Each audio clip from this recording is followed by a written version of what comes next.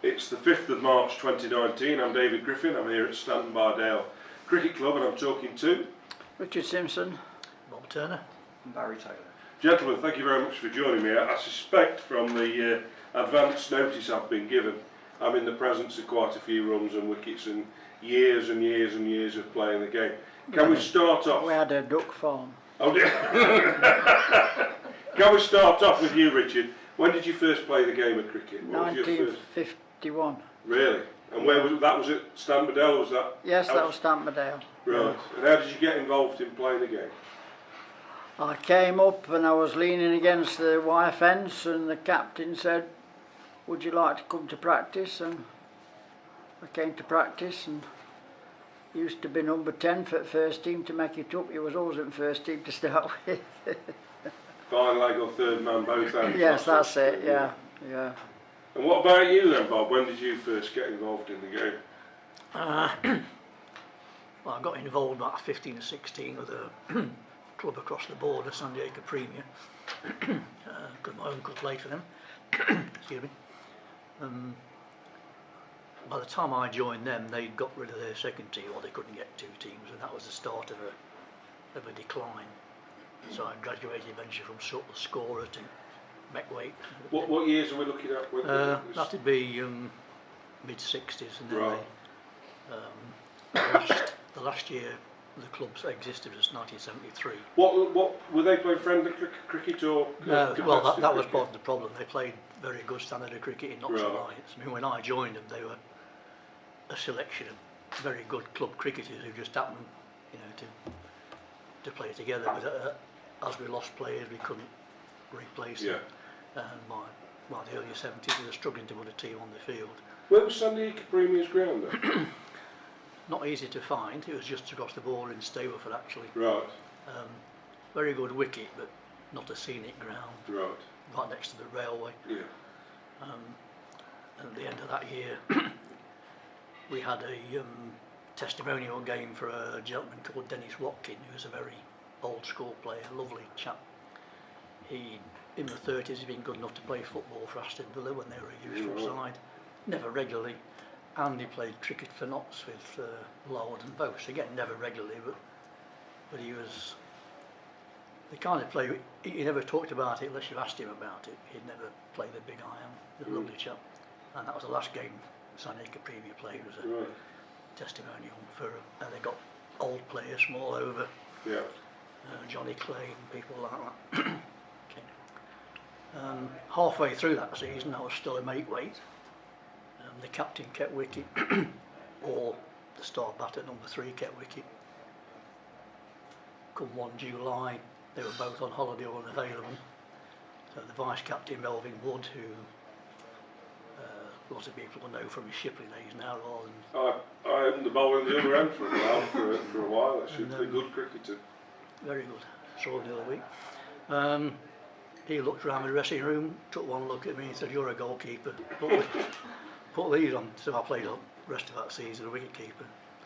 I worked at the Ironworks. Right.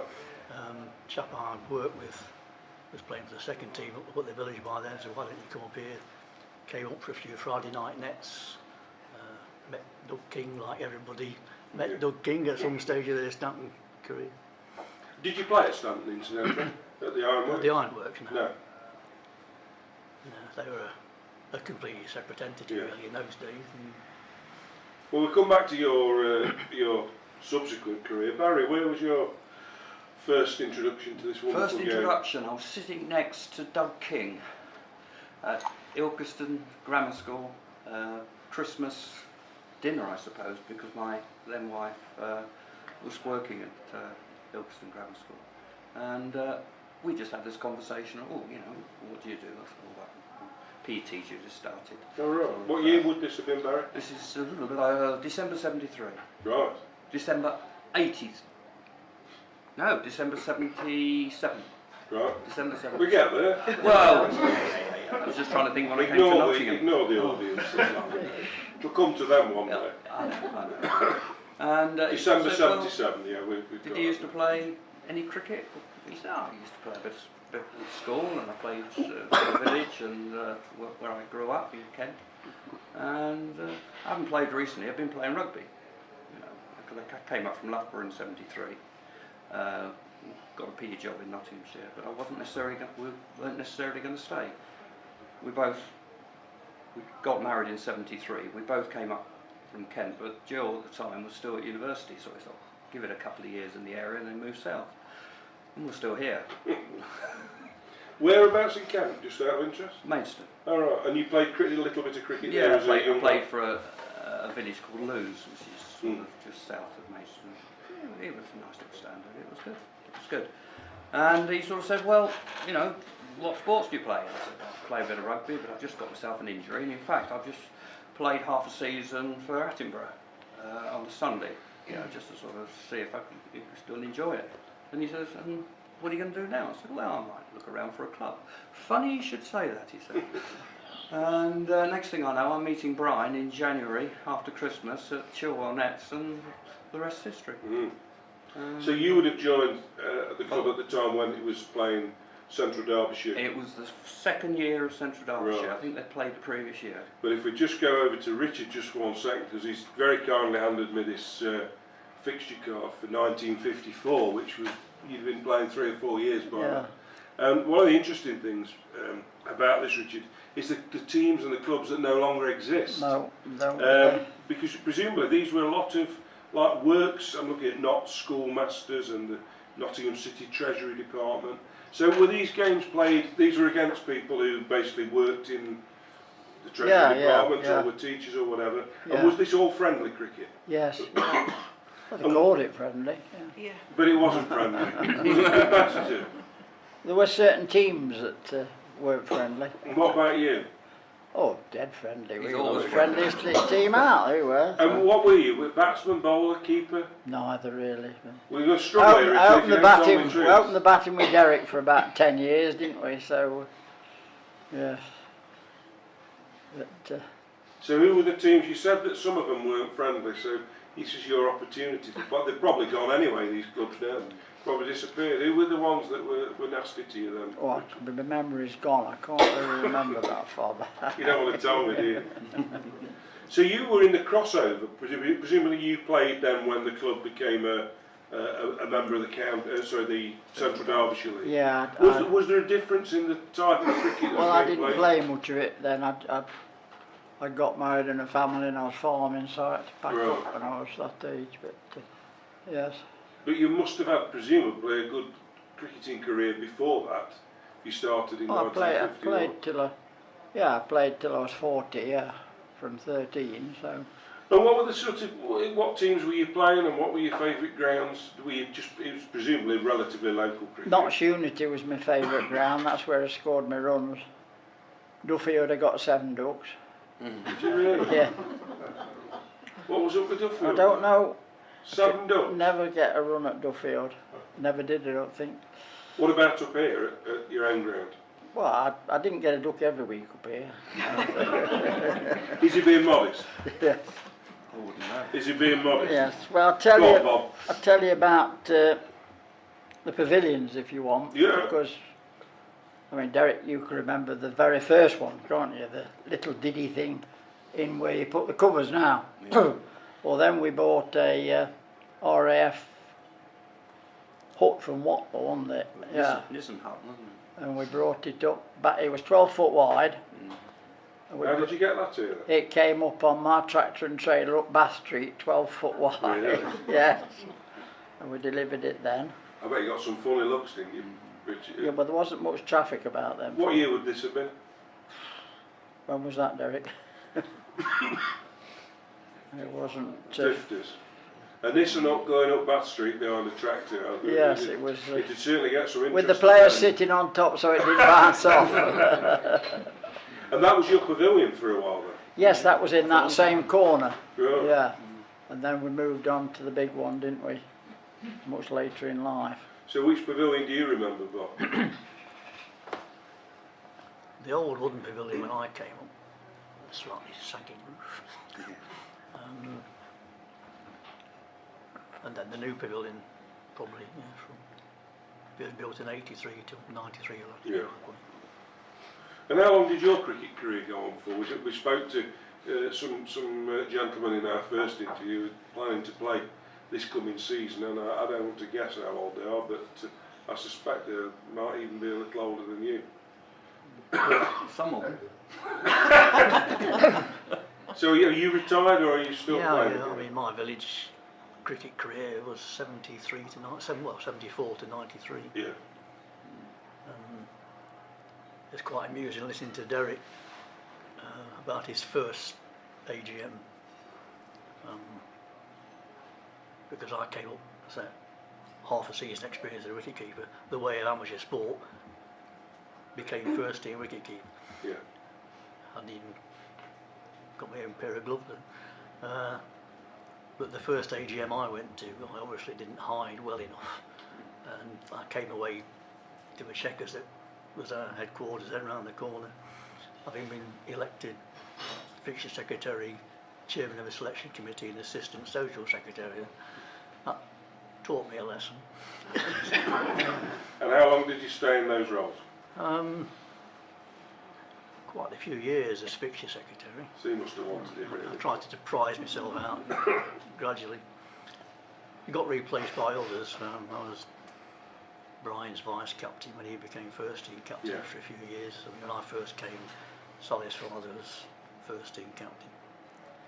And then various other roles in. Yes, dear, I was. I was a good club man. Absolutely. So Barry, what was the term of your cricket career at Stanton-by-Dale? Still going. Really? So you'll be playing this summer? We'll see. Yes, I always said that I'd keep playing until I'd played with all my sons. I've got 4 sons, and they've all played for the club.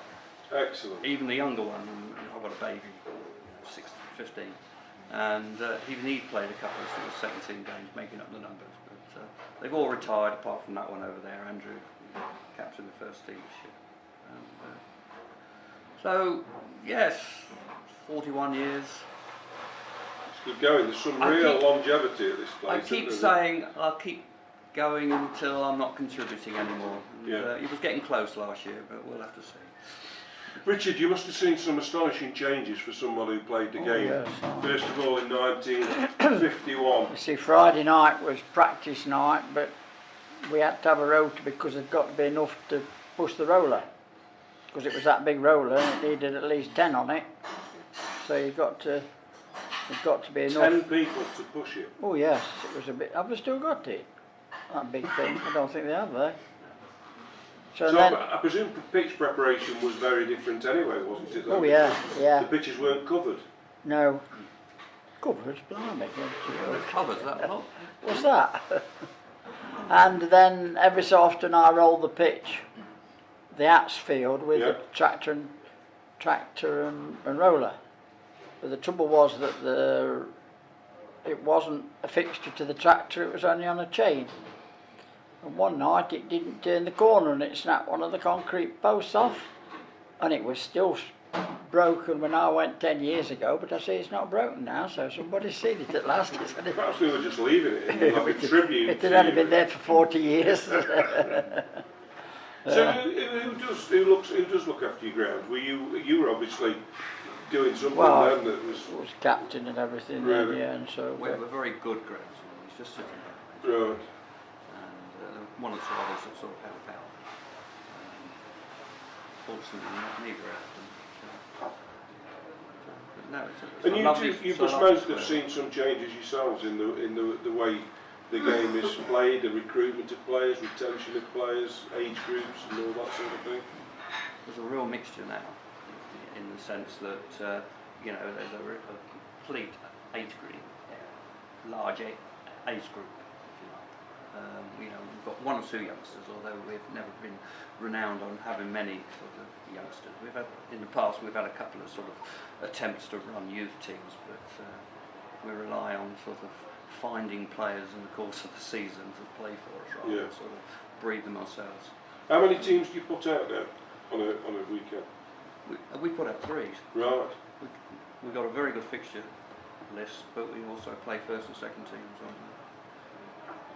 on a Saturday. Right. And there's usually the odd, well, obviously we've got a tour as well, which is very good. So the tour is something that I understand is an annual fixture. You always so Yeah. so where There's no tours in my days. they didn't do tours when you No. were. Why was that then, Richard? Don't know, never heard of them. We think hadn't it's got They went to transport to get, Australia, didn't we they? hadn't got transport to get around, had we, for one thing? I suppose it was more difficult, wasn't it then? So when did the tour I was just trying to think, Brian, was it 1988 we started, first one? 88, yeah. Right. Yeah, went on the first one. You Bob, were you? No, I've never been down. Right. And this the tour at various places or the Well, same we place? used to go into the Cheltenham area. Right. We used to stay on the racecourse, Cheltenham, Oh right. and then played various villages around. 2 or 3 we still play. But still go on tour. Oh, Club still tours. oh yeah, still tour. Excellent. And is it try and put this politely, is it a social trip or a competitive cricket trip? Well, initially it was a very competitive cricket trip, but I think it's become more social. To be honest, Ben has been very successful in finding 1 or 2 players from outside the club to sort of go down and sort of play for us, Right. because I haven't been for a while now, and I'm not sure if whether we could still find 11 on the same day playing Yeah. down in Cheltenham. I'm looking at people that have been on tour recently. Yeah, but it is what it is. Yeah. Richard, if we could just come back to you, I'm mindful of your, and I keep going back because your involvement in the game was the early 50s, and again when we talked to the the ladies about how the game's changed. You look at clubs now and they have to work around stag weekends and people getting married in the cricket season and all that kind of thing. Presumably that was something that in your early days was a no-no. You played every game. Is that a fair, Yes. fair statement? There was some Saturday mornings when we'd have to go to do some shopping because Yeah. they hadn't got any food, you know, Yeah. and that sort of thing. It got very difficult in the end when you was farming and captain. But Yeah. I mean, of course, if you didn't go to practice at least 2-3 times a month, you probably wouldn't get picked. Really? Yes, you had to practice. And what about, I was interested in winter nets, because winter nets, for people of my generation, there have always been leisure centres and places you can go to. No. What facilities did you have when you started playing the game? Was there My any- last 2 winters we went to Trent Bridge. That was the start of it, as far as I Right. know. Yeah. But nothing presumably in the... Not before the that, early no. days. And your involvement now, just to conclude, James, what's your involvement with the cricket or with the club now? Or are you still involved at Stanton-by-Dale? Only socially. Well, that's all right, isn't it? You're still playing. I'm still playing, yes. I'm not on the committee as such. I'm a life member. A lot of other people seem to do all the jobs these days. But you go and watch and have a beer. Watched very seldom. I think the MCC game was the first time I've been. We don't get that many people up at the ground. Right. That's definitely one thing that has changed. I can always remember when we first started, you know, after the game, everybody sort of went down to the Checkers, which is the other pub that we used to be associated with in the village, and it was difficult to get rid of the opposition.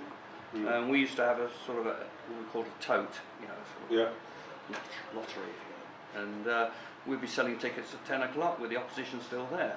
These days, you know, they just wave goodbye as the match ends, and everybody sort of, you know, some come here, but not, you know, not the whole team, but very few of the opposition ever do. So that's one thing I have noticed has changed. Well, it's a familiar tale from every club we've talked to. And, Yeah, oh yeah, everybody had to go to the pub after. not for the better in the main, I think, is the general. That was happening when my last few years, even early 90s. You know, that was one of the big differences.